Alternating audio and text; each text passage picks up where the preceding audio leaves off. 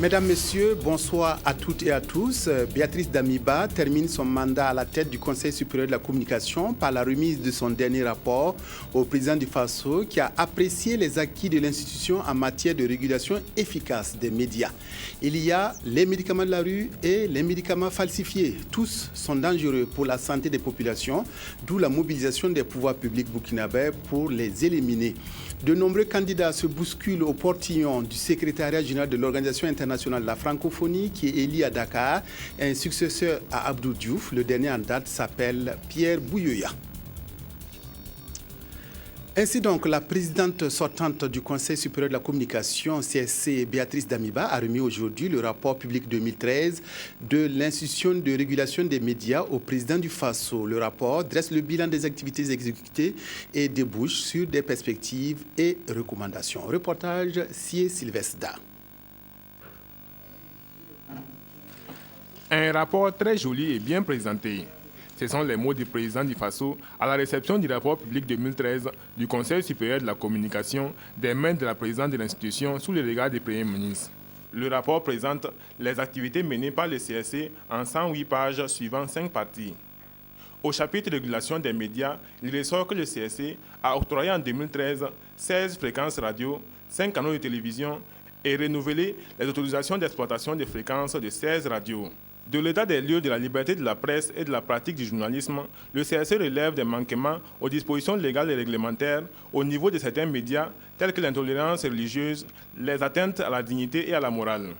Malgré tout, le rapport fait ressortir une amélioration continue dans le traitement de l'information en termes de respect des règles d'éthique et déontologique. L'amélioration des conditions de vie et de travail des journalistes reste toujours une préoccupation, souligne également le rapport. 2013, enfin, a vu les relations de partenariat du CSC s'intensifier. Le rapport public du CSC 2013 débouche aussi des perspectives et recommandations, dont la principale est la codification d'une période pré-campagne dans le code électoral. Un rapport apprécié également dans le fond par le chef de l'État. Le chef de l'État a apprécié le travail du CSC. Il a saisi l'occasion pour reconfirmer l'importance du Conseil supérieur de la communication, qu'il dit être une institution au cœur du dispositif républicain, mais qui est toujours en construction. Et il a apprécié le travail général que nous avons mené pendant le mandat, et en particulier, évidemment, le rapport public 2013, et souhaité que le travail de construction de cette institution puisse se poursuivre. Il a dit quelque chose d'important qui vous intéresse, le rôle des médias. Il a reconnu la liberté de presse, de la presse au Burkina Faso, qui n'est pas forcément le cas dans beaucoup d'autres pays africains. Et il a dit un mot que j'ai retenu, c'est que les journalistes doivent être des pédagogues. La présidente du CSC s'est dit également satisfaite du travail abattu par son institution. Et comme ce rapport est le dernier qu'elle présente au président du Faso, après 6 années passées à la tête du CSC, elle appelle son successeur et son équipe à poursuivre dans la même dynamique de travail. C'est d'achever les chantiers déjà ouverts, comme moi je l'avais fait en son temps, en 2008. Et ces chantiers-là, entre autres, c'est la TNT, vous le savez bien, c'est aussi les textes qui sont en cours, les nouveaux textes sur la presse, sur l'audiovisuel, sur la publicité, qui devraient être adoptés. C'est aussi préparer les échéances électorales à venir, parce qu'au CSC, on a l'habitude de les préparer au moins 1 an à l'avance, entre autres choses, et d'obtenir l'aboutissement de certains combats comme la codification de la période de pré-campagne. La remise d'un rapport public annuel au chef de l'État est une réponse à l'article 28 de la loi du 14 juin 2005 portant création, composition, attribution et fonctionnement du Conseil supérieur de la communication. Le rapport 2013 est le 7e qui depuis sa prise de fonction en 2008 et le 17e depuis la création du CSC il y a 20 ans. Et à propos de TNT, visite du ministre de la Communication ce matin au centre émetteur de Gouguin, Alain-Edouard Traoré a constaté l'évolution des travaux de réalisation du centre technique de la société burkinabé de télédiffusion. Le projet de cité de la communication a été aussi évoqué au cours de cette sortie. Reportage Drissa Seri. 12 hectares et demi, c'est la superficie de la future cité de la communication. Cette cité abritera les sièges de la RTB, des éditions Sidoya, de l'Institut des sciences et techniques de l'information et de la communication ISTIC et de la Société burkinabé de télédiffusion SBT. En compagnie des directeurs généraux et des présidents de conseil d'administration des différentes structures du département de la communication, le ministre Alain-Edouard Traoré est venu s'enquérir de l'état d'évolution du centre technique de la SBT en finition et discuter du plan de masse avec l'agence d'exécution Fasobara.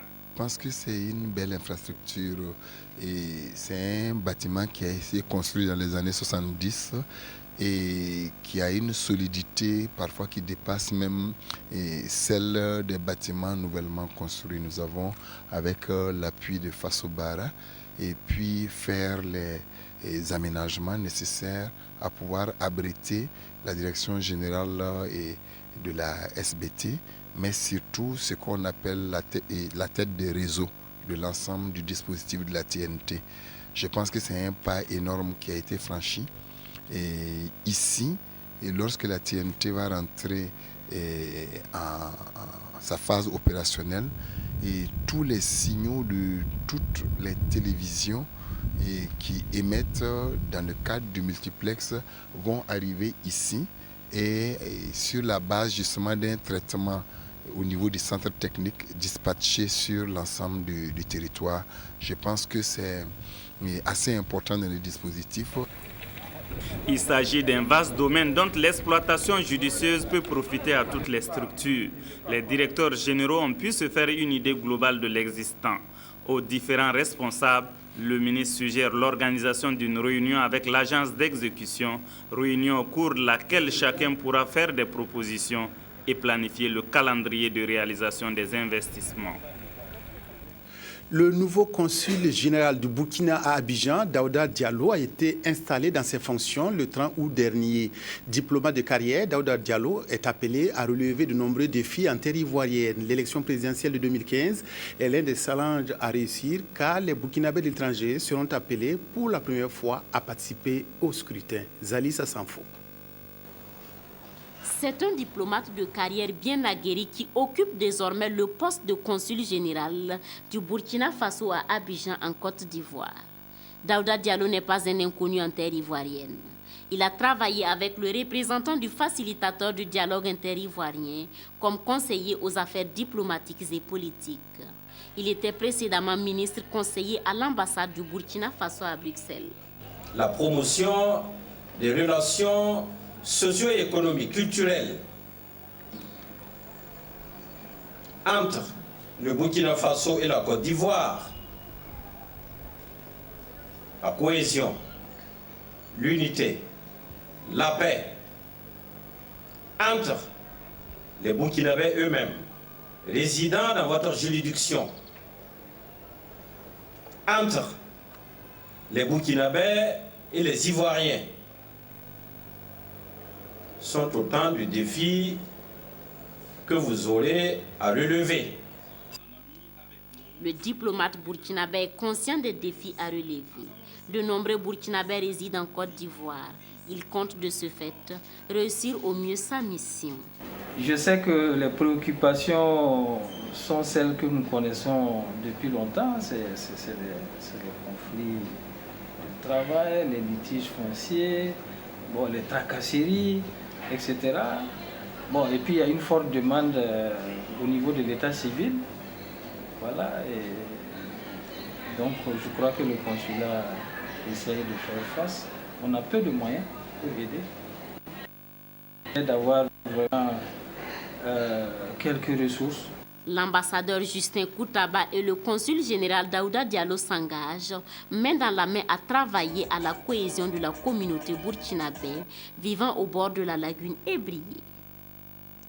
Des manifestations ont secoué la ville de Djibo cette semaine et ont été marquées par l'occupation des principaux axes d'accès au chef-lieu du Soum. Les manifestants exigeaient des autorités le démarrage effectif du bitumage de la route Djibo-Kongoussi. Les forces de l'ordre sont intervenus hier matin pour disperser les manifestants et permettre à la circulation de reprendre ses droits. Reportage à Djibo, Vincent Tiendrebego. Impossible d'accéder à la ville de Djibo pour ces transporteurs venant de Ouagadougou, bloqués par une foule de manifestants le 3 septembre. Ces derniers réclament le bitumage effectif de l'axe Djibo-Kongoussi qu'ils estiment avoir trop attendu. À l'initiative, un mouvement dénommé M26, créé pour la circonstance. En tant que la communauté des jeunes chauffeurs de Djibo, on est sorti pour monter notre mécontentement parce qu'on n'est pas content du tout. Le gouverneur de la région du Sahel, accompagné du président du conseil régional, déplacé à Djibo, tente de rencontrer les manifestants qui refusent d'envoyer des représentants. Et c'est finalement à travers une radio locale que Bourama Yugo s'adressera à la population. Il n'y a pas longtemps, il y a eu les assises nationales sur les pôles de croissance. Et à cette occasion, et devant tous ceux qui étaient présents à Dori, il a été réaffirmé que le développement passe par la route. Et parmi les préalables pour cela, figure en bonne place le développement de la route, en particulier le bitumage Djibo-Kongoussi. Alors donc je suis surpris parce que il y a eu beaucoup d'occasions pour dire que le financement est obtenu. Je sais que le ministre des Transports avait des infrastructures avait déjà dit ça parce qu'on l'a posé une question à Dori et il a répondu.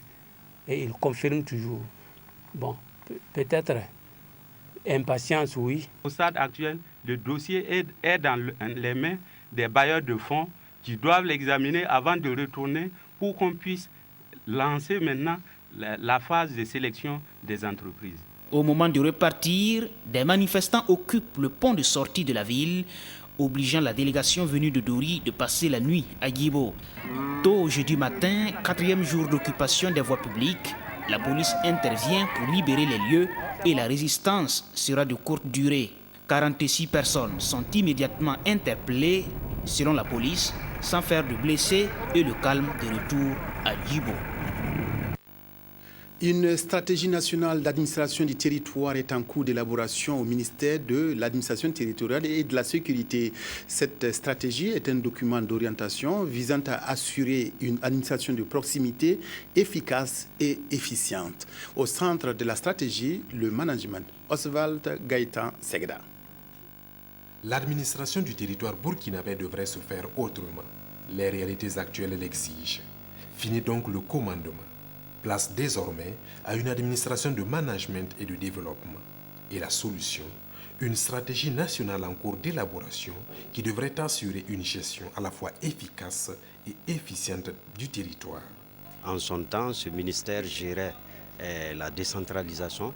Aujourd'hui, vous avez un ministère qui gère l'aménagement du territoire et la décentralisation. Il se trouve qu'il faut recentrer un peu les missions de l'administration du territoire, qui sont en réalité des missions régaliennes de l'État. Mais en réalité, pas grand-chose ne change. Juste un recadrage des prérogatives et des domaines de compétences pour plus d'efficacité. La stratégie, en réalité, ne va pas changer l'image du pays. Elle va plutôt renforcer l'accompagnement que les représentants de l'État, les dépositaires de l'autorité de l'État vont assurer par rapport aux missions régaliennes de l'État. Ça veut dire qu'il faut codifier tout un ensemble de comportements qui sont d'habitude faits comme ça, mais il faut les inscrire. Vous savez qu'on a par exemple un décret qui vous donne les attributions du gouverneur, du haut-commissaire et du préfet. Et il faut en réalité adapter ça à l'évolution et puis dégager les zones qui ne sont plus de notre compétence pour pouvoir recentrer nos activités. À ce référentiel viendront s'ajouter d'autres stratégies à l'image de la stratégie nationale des frontières, également en cours d'élaboration. La mairie de Kongoussi dans le BAM logeait désormais dans de nouveaux bâtiments. L'infrastructure financée par le MCA entre dans le cadre du projet sécurisation foncière du Compact. Elle a été inaugurée ce matin en présence des ministres Abel Toussaint Koulibaly et Jérôme Bougouma. Reportage Moumouni Soubega. Une coupure de ruban qui vient soulager le maire de Kongoussi et tout le conseil municipal. Il dispose désormais des bureaux plus confortables et une salle polyvalente équipée entièrement financée par le MCC. Nous sommes très contents. Avant, nous avons 53 personnels. Bon, notre bureau, il y a combien de bureaux? 4 à 5 bureaux.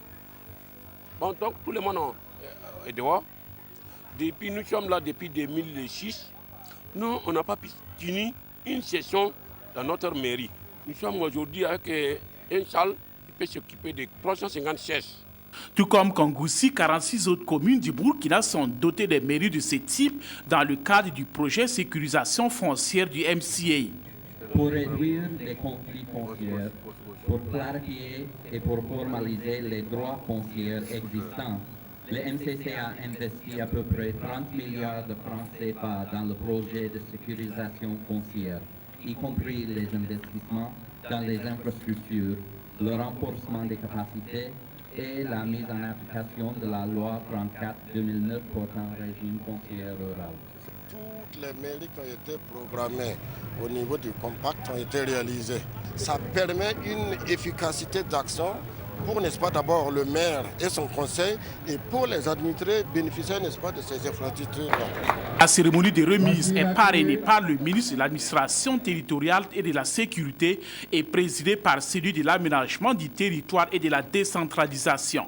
Toussaint Abel Koulibaly a tenu à exprimer la reconnaissance du Burkina Faso aux États-Unis avant d'inviter les bénéficiaires à faire de ces locaux un cadre de promotion de la cohésion sociale et du développement local. Il va de soi que le conseil municipal, représentant de ces populations, doit uniquement œuvrer à la solidarité, à l'union pour la mise en œuvre des plans locaux de développement. Parce qu'on ne peut pas en même temps être dans les intrigues et le développement. Donc ce que nous demandons aux conseils municipaux, c'est de passer outre leurs divergences. La commune a également reçu des motos et du matériel informatique, un cadeau que le maire promet d'utiliser à bon escient pour le développement de la commune tout entière. Dans les Cascades, le ministère de la Jeunesse, de la Formation professionnelle et de l'Emploi renforce les capacités des acteurs locaux de développement dans la mise en œuvre de la stratégie régionale de l'emploi. La session qui s'est tenue lundi et mardi à Banfora a permis aux participants de s'approprier le plan d'action de la stratégie. Reportage Simplice Barreau. Mobiliser toutes les ressources pour la mise en œuvre dans les Cascades d'un plan d'action en faveur du secteur de l'enseignement et de la formation technique et professionnelle, c'est l'objectif de cet atelier qui regroupe plusieurs responsables régionaux, des acteurs locaux évoluant dans la formation et des chefs d'entreprise. La rencontre de Banfora doit notamment permettre de répertorier l'ensemble des besoins de formation et de financement dans tous les secteurs d'activité des Cascades.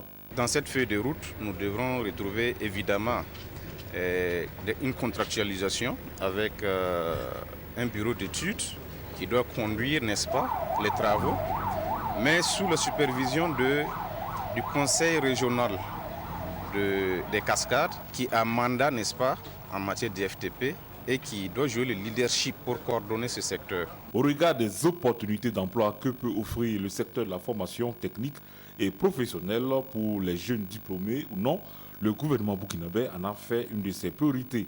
Il a pour cela adopté en 2008 la politique nationale d'enseignement et de formation technique et professionnelle. Aussi, il est demandé aux conseils régionaux d'accompagner cette politique à travers un plan d'action. Ce secteur-là était un peu embryonnaire. D'aucuns pensaient que c'était une école de la seconde chance. Mais de nos jours, il y a une forte pression de la demande en matière d'enseignement de formation technique et professionnelle. Donc, le gouvernement, n'est-ce pas, avec l'appui des PTF, ont jugé nécessaire de mettre en place cet instrument qu'est le PAPS pour fédérer toutes les interventions en matière de développement de ce sous-secteur de l'éducation. Les travaux devront aboutir à l'élaboration d'une feuille de route devant servir de référentiel pour les acteurs intervenants dans le domaine de l'enseignement et la formation technique dans la région des Cascades. Forte mobilisation des jeunes de Gawa qui ont postulé en masse pour le programme spécial de création d'emplois pour les jeunes et les femmes. Ceci dans le cadre de la composante 2 du PSE. Pour 300 places, plus de 1500 dossiers ont été reçus pour des travaux routiers de haute intensité à main d'œuvre. Draman Dadian à Gawa. Hôtel de ville de Gawa, tous ici sont en quête d'emploi. Moi, je suis là depuis 4 heures pour déposer mes dossiers pour le recrutement. Bon, jusqu'à présent, je ne sais pas si je pourrais déposer ou pas. Tu n'es pas pour déposer le travail, tu ne peux pas avoir. Le pays est serré. L'orpaillage là aussi là. Tu pars là-bas aussi, ça part. Tu ne peux pas laisser ton petit Joshi pour aller dans l'orpaillage. Hommes et femmes, tous prétendent aux 300 postes destinés aux jeunes déscolarisés ou non scolarisés de 16 à 35 ans pour des travaux routiers à haute intensité de main-d'œuvre à Gawa, l'une des 35 communes bénéficiaires de la deuxième phase du projet, et ce, dans le cadre du PSE, avec une allocation mensuelle de 37 000 francs CFA durant les 6 mois de travaux. Pour 1564 dossiers réceptionnés, l'on dénombre 365 hommes contre 1199 femmes.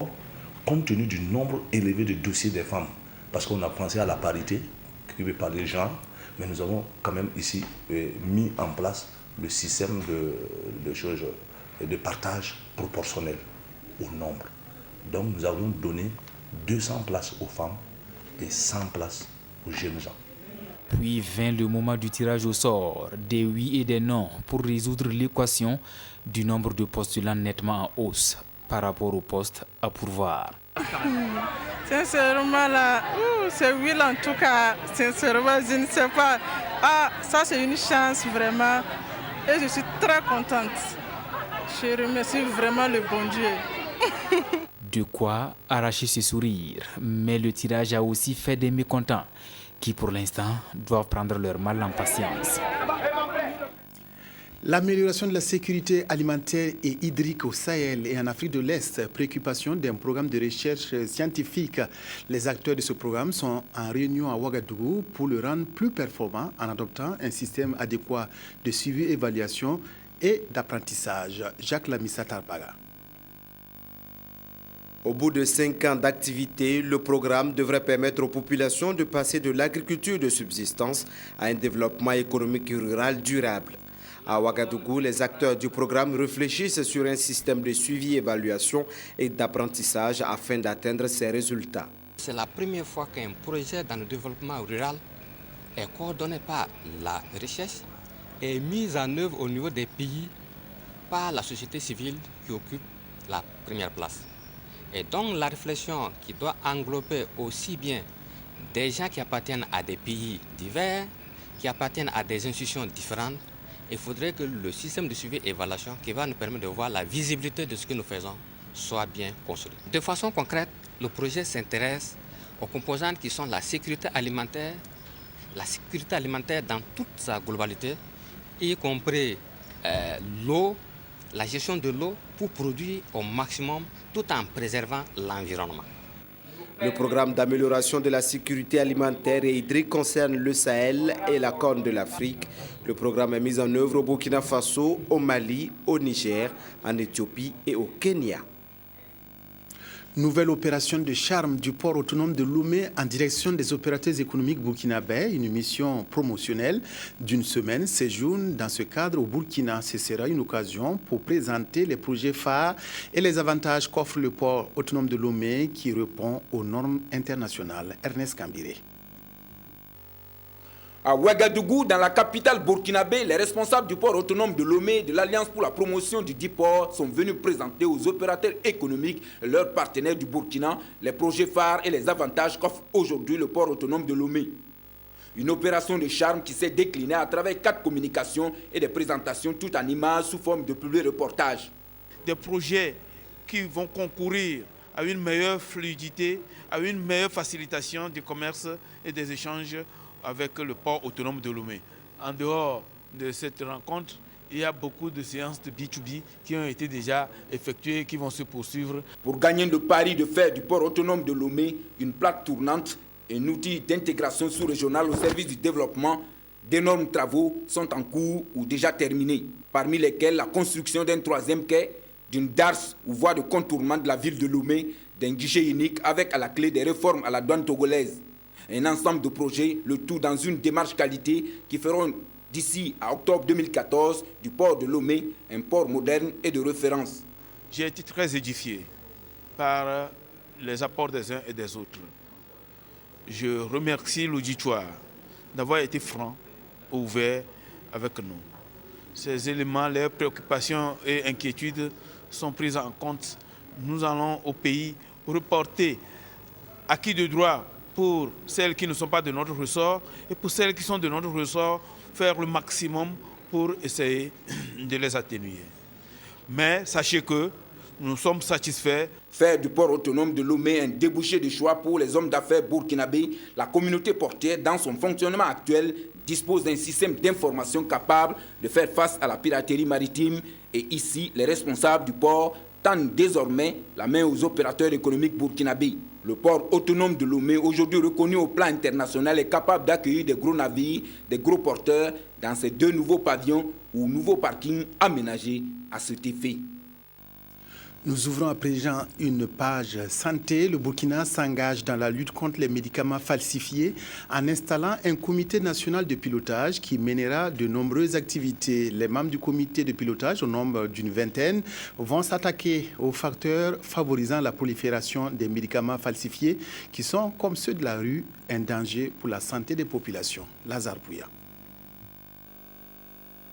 C'est le tout premier comité de pilotage national du projet TRACMED de lutte contre les médicaments falsifiés au Burkina Faso, nouvellement installé. Composé de 20 membres, ils vont à travers cette cérémonie d'installation lancer officiellement le démarrage de leurs activités. L'objectif final étant de vaincre les médicaments falsifiés et protéger leurs patients. C'est un nouveau projet qui voit le jour et qui vient renforcer toutes les actions en matière de lutte contre les médicaments illicites, les faux médicaments, mais qui rentrent dans le circuit normal de distribution et de dispensation.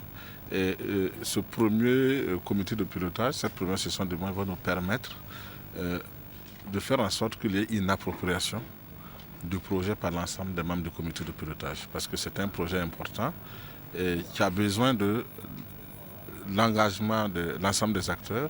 Pour y parvenir, les membres du comité national de pilotage du projet TRACMED vont s'attaquer aux différents facteurs favorisant la prolifération des médicaments falsifiés.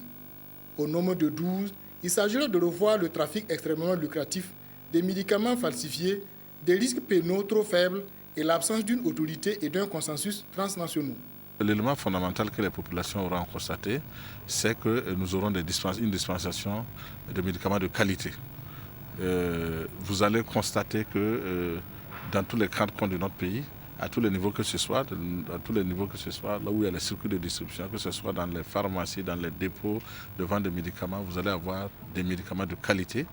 Et parce que nous allons faire en sorte que renforcer le dispositif, faisant en sorte que tous les médicaments qui rentrent par le circuit normal et qui malheureusement peuvent être des médicaments falsifiés ne puissent plus passer à travers nos mailles. Dans un contexte international marqué par l'inondation des médicaments de contrefaçon, l'équipe du comité de pilotage national du projet TRACMED dit compter sur la collaboration de tous pour réussir sa mission. Une convention qui tombe à pic pour les malades de la drépanocytose. Elle a été signée et permettra de créer un projet de centre d'information et de prise en charge de la maladie. Le projet d'une durée de 4 ans pour un coût de près de 20 millions de francs CFA sera basé au centre médical Saint-Camille de Ouagadougou. Nathalie Savadougou.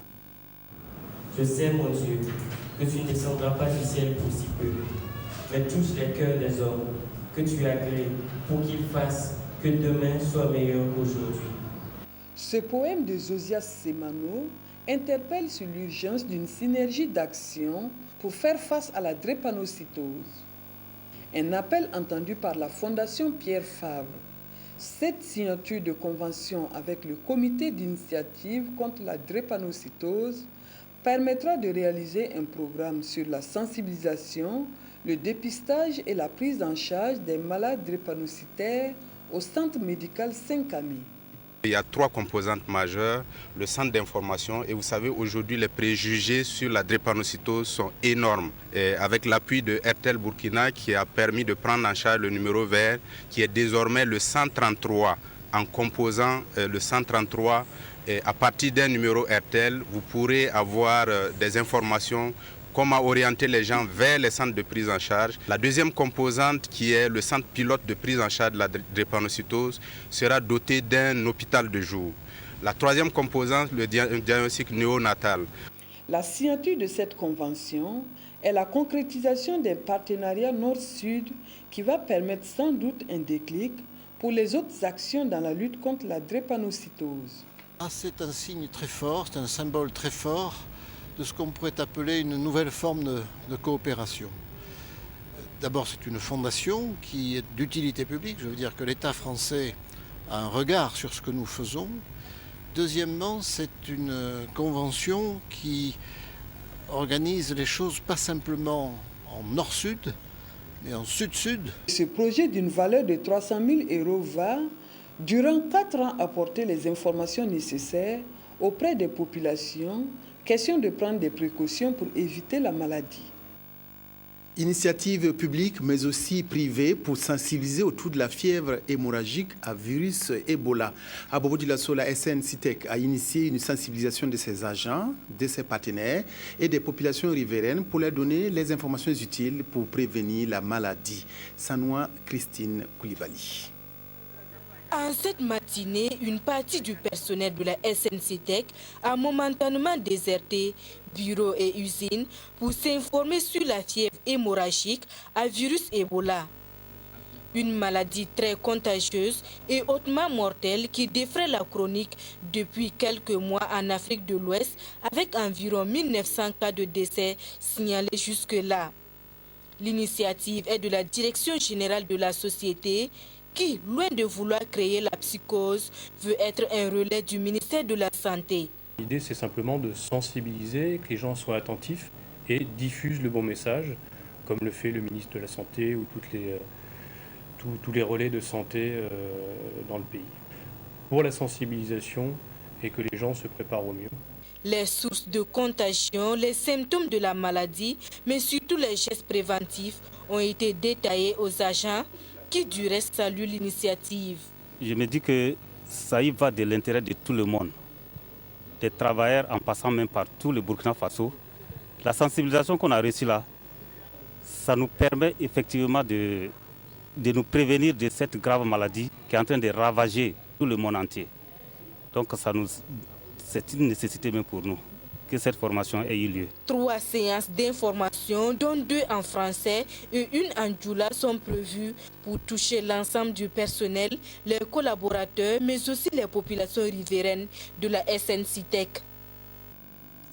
L'Union des assurances du Burkina et l'association SOS Sang unissent leurs efforts pour collecter du sang en faveur des malades qui ont besoin de ce liquide précieux. C'est la 2e fois qu'une telle opération est menée au sein de l'UAB qui ne compte pas s'arrêter en si bon chemin. Yolande Lompo. La prévoyance est leur leitmotiv et à travers la panoplie de services qu'ils proposent, les agents de l'Union des assurances du Burkina UAB contribuent au bien-être des populations. Aujourd'hui, l'on ne se contente pas de conseiller ou de convaincre les clients au siège du groupe UAB. Loin de leur bureau, ces assureurs ont une autre préoccupation, donner un peu de leur sang pour sauver des vies. Et l'opération ne concerne pas uniquement que le personnel. Il y a le personnel permanent, il y a le personnel, je dirais, occasionnel, et il y a nos collaborateurs commerciaux. Et l'opération va se poursuivre dans toutes nos agences de la ville de Ouaga.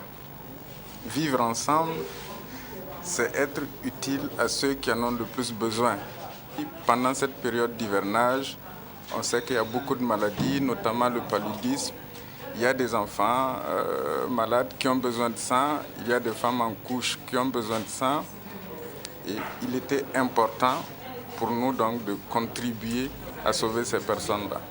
Organisé par l'association SOS Sang, à travers cet acte humanitaire, ce sont environ 70 poches de sang qui seront collectées par le Centre régional de transfusion sanguine. Merci de votre aimable attention à la RTB. Merci d'être resté en notre compagnie. Excellente soirée à toutes et à tous.